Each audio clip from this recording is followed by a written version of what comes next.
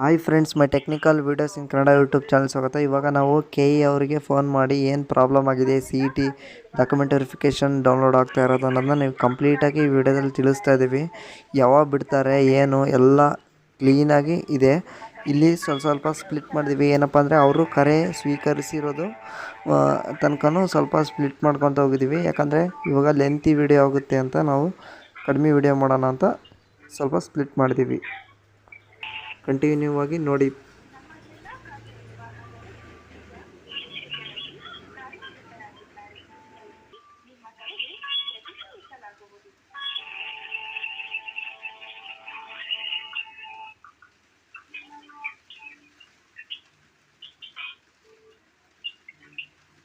Your number is 6.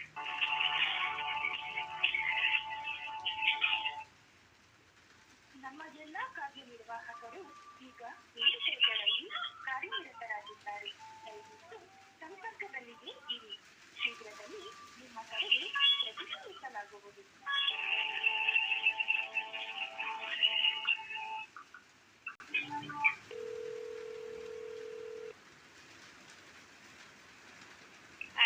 Hello madam, ಅದು slip download ಆಗ್ತಾ ಇಲ್ಲ.